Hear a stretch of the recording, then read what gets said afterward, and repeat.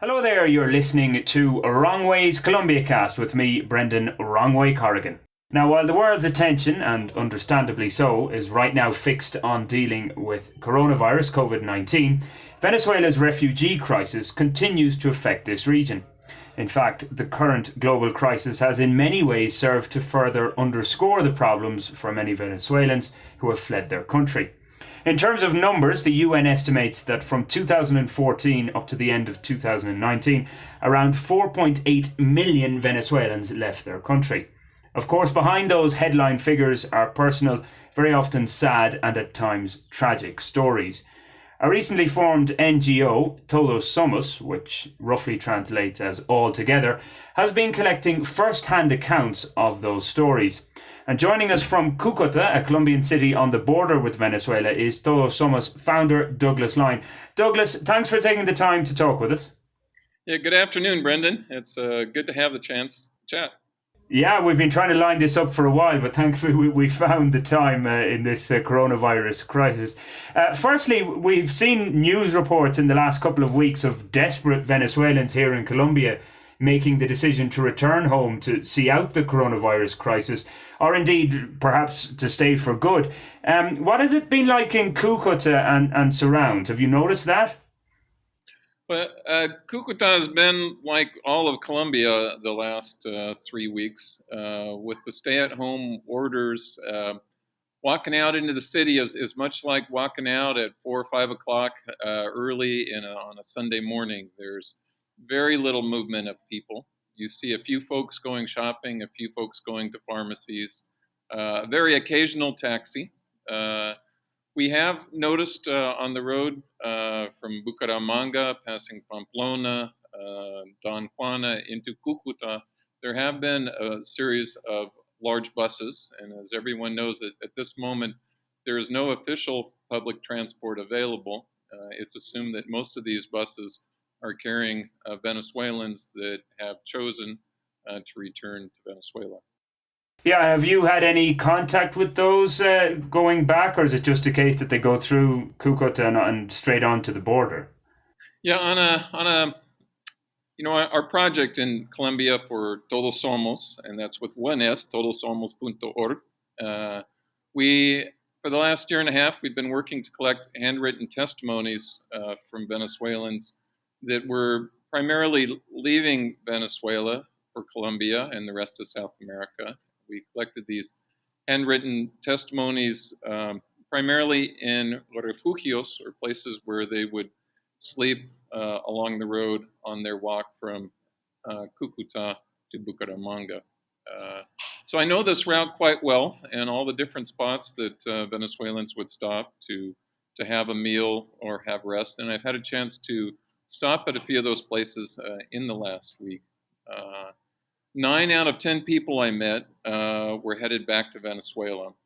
There were a few that were worried about the reception they would receive in Venezuela, and they're stuck a little bit in between Pamplona and Cúcuta and the border and the authorities on all sides. But most folks Venezuelans are headed back, mostly through Cúcuta, mostly officially on buses. Some, though, are walking, and they would cross the bridge into San Antonio, into Venezuela. Have you heard any reports back in terms of how they are treated once they cross into Venezuela?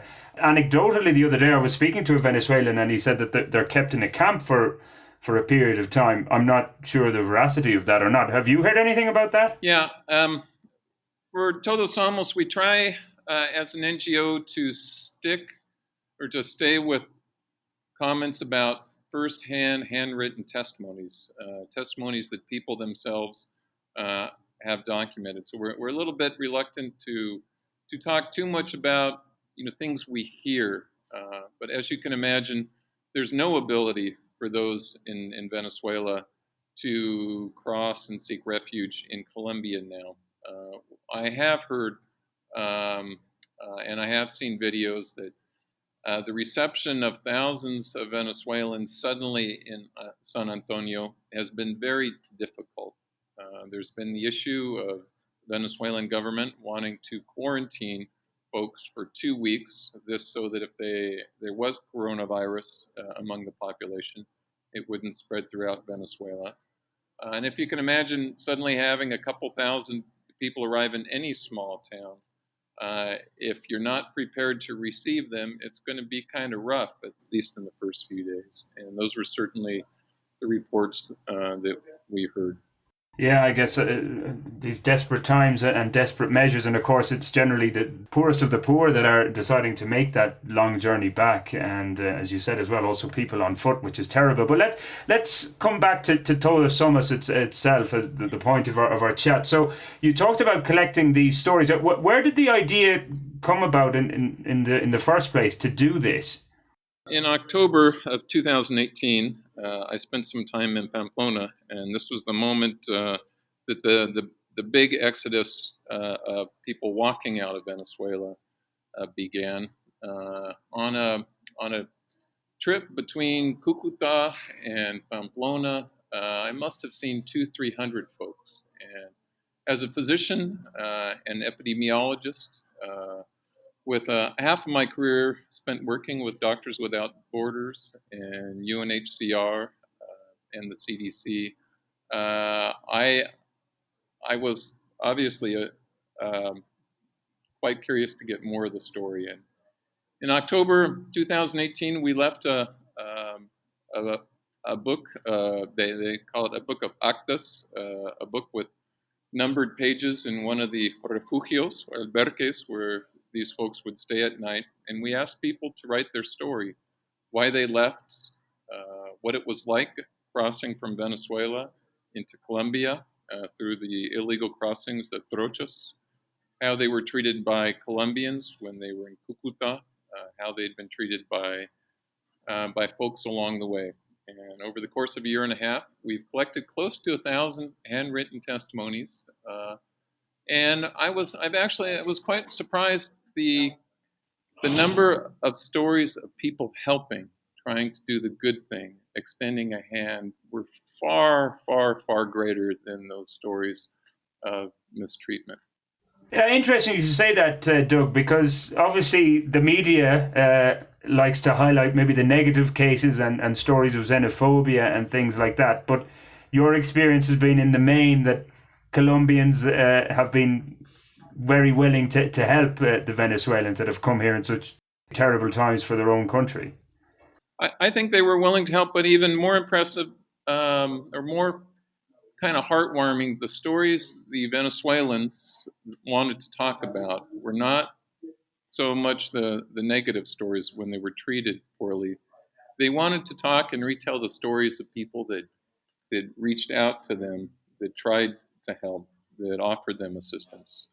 And I thought that was quite surprising. I have to admit, I thought that we would hear things that were really much darker. And for the most part, all of those that I encountered over the year and a half visiting these refugios, sitting and talking to Venezuelans, they were people that were trying to have a chance.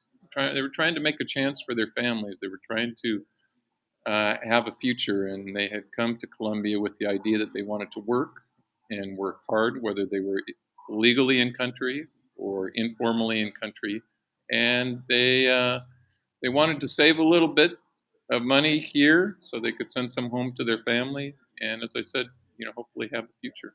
In those stories, like, we're not talking about very poor people coming. Some of them are, of course, but we're also talking about well-educated professionals that have made this journey, and they come to Colombia just willing to work at anything just to make ends meet. Isn't that the case? You have a good number of stories from like engineers. One of the things that most impressed me looking at the first book that we had left in Refugio was the high level of literacy and the refugees' ability to kind of on the spur of the moment construct an essay, which isn't easy for folks. Folks that, and I've worked many years with refugees, folks that have less formal education, to come up with an oral history, they're pretty good at that. But to sit down and write an essay, about where they've been and what's going on and what their hopes are for the future is quite a challenge. And they filled these books with immaculate handwriting of their personal stories and their hopes for the future. Of course, you keep on mentioning we as well. You've a quite personal interest in that your partner is Venezuelan as well. That's right. Yeah, we founded Todos Somos together. Solimet Carrero, she's Venezuelan and Colombian. Her mother's family, they are from Pamplona. She studied in university in Venezuela to be a mechanical engineer. She is also a yoga teacher. So it really worked quite well. The physician, epidemiologist, looking for the numbers and the stories, and the Venezuelan, Colombian mechanical engineer and yoga instructor, with the hope that this process of writing would help everyone individually, pausing, thinking about where they were in their lives and their journey and their hopes for the future. We have this hope, and this comes from being an epidemiologist. I know that if just numbers rarely move institutions, rarely move things. You have to combine kind of numbers and public health data with stories from people, the real kind of heartfelt human side of things. So with this combination of the yoga teach engineer and the epidemiologist, we hope that Todos Somos will add another dimension to all the other bits of data and numbers that we see people using to describe the situation. And of course, you have at the moment one of those books now published. I think you might have already handed out the copies that you've already got into print, but these are available, and I'm guessing you're hoping to print more in the coming weeks and months. Yeah, we self-published a bilingual book in English and Spanish of excerpts from our first handwritten story collection books that we left in Pamplona. We did this last July. We have a copy on our website, and the 300 books that we published, we're giving those to folks that help us in our efforts and our endeavor. We're not actually selling them. Todos Somos, we've held 2 theater productions based on our stories, where they were read in both Spanish and English, with discussion panel at the end of each theater reading. The first one was held in Portland, Oregon. The second was held in Bogota on February 22nd, with the presence and support of ACNUR, or UNHCR, as well as Samaritan's Purse and Doctors Without Borders. As I mentioned, those folks that have kind of helped us organize our theater productions, organize translations, get us registered in country. We've been giving our initial books to folks as a gift. But if people are interested in reading, seeing what we've done, seeing who we are, what we're about, they should go to our website, Todos Somos, TODOSOMOS.org, and there you'll find an electronic copy of our book that we're more than happy to share with folks and let you share with others. Yeah, excellent, Doug. Well, I'll include that website address with the text accompanying this podcast, so don't worry about that. Just as I mentioned in the intro, in terms of obviously the focus of the world now is on coronavirus, COVID-19, and defeating that, or at least getting on top of the crisis. Would you fear that crises like the one in Venezuela, that they kind of get moved down the pecking order as people maybe start tightening their own belts because the world was entering into an unknown phase? Do you see that as a challenge now for an NGO like yourselves to stay relevant and stay out there and keep this crisis in the public eye? I think the human story, the human side of the refugee story, the human side of a middle-income country and a poor country confronted with an epidemic, of this size and scale. It's important that we listen and that we all listen well, because it's in listening and listening well that we'll really understand where the most vulnerable are and where governments and NGOs and institutions, where and how they can organize themselves better to have the most effective response with what resources they have available. So I think we're even more relevant now, and especially with the issue at this moment, Venezuelans are no longer able to cross into Cúcuta. And Cúcuta, before this crisis, had a history of 30 to 40,000 people crossing each day into Cúcuta to get remittances from relatives, Venezuelans crossing into Cúcuta to get funds from relatives sent from abroad, and to purchase key essential items, key foodstuffs to support them in Venezuela. So if you can imagine, one could figure with 40,000 crossings a day, there were at least 10 to 15,000 people crossing each day to take back funds or essential foodstuffs to support themselves in Venezuela. 10,000 people per day is 100,000 in 10 days, which is 300,000 in a month. So if you can imagine, Venezuelans are no longer able to access food as they had before through Cúcuta. So one would worry, unless the Venezuelan government suddenly has a whole lot of capacity, that there's going to be huge food shortages. And I would hope that there's not a famine, but I would certainly be concerned and hope the global community is also worried about that. Yeah, for sure. I mean, we're perhaps looking at some of the measures easing here in Colombia in the next couple of weeks. I'm not sure about borders opening, though.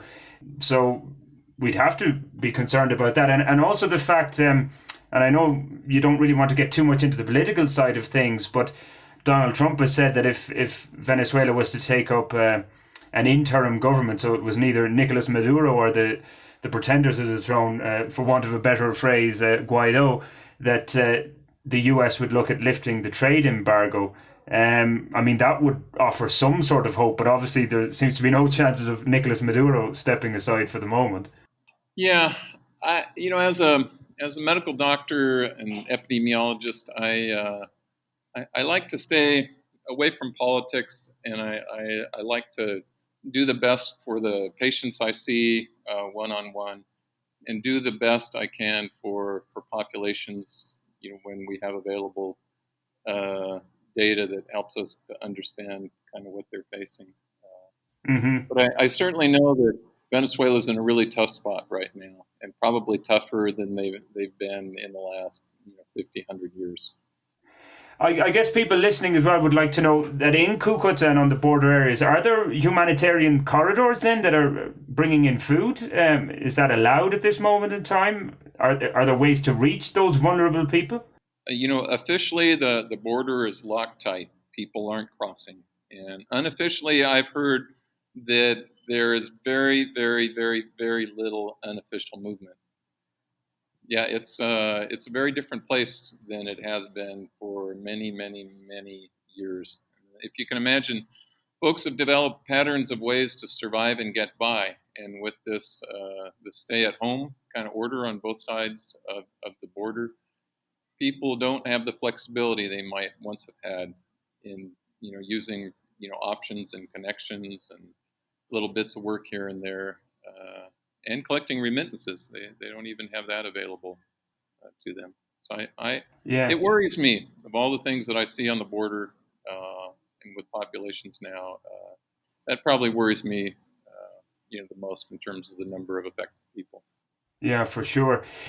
Just in terms then of Todos Somos, your NGO going forward, I mean, in terms of collecting the stories, one would hope that in a few years' time that this refugee crisis and the crisis in Venezuela has subsided and people don't need to be fleeing the country. is your plan, though, to stay there? And what is exactly the long-term plan? I imagine even if there's fresh elections and there's a change or a continuation of the current government, that this area will be under a good deal of stress for the next 3 to 5 years. And I think it's also an important global story here of like why things have not worked in Venezuela. What is at the root of all of it? What part do sanctions play? What part does a model of government or governance play? What happened in Venezuela? And the title of our first book we turned out was "¿Qué pasa Venezuela?" And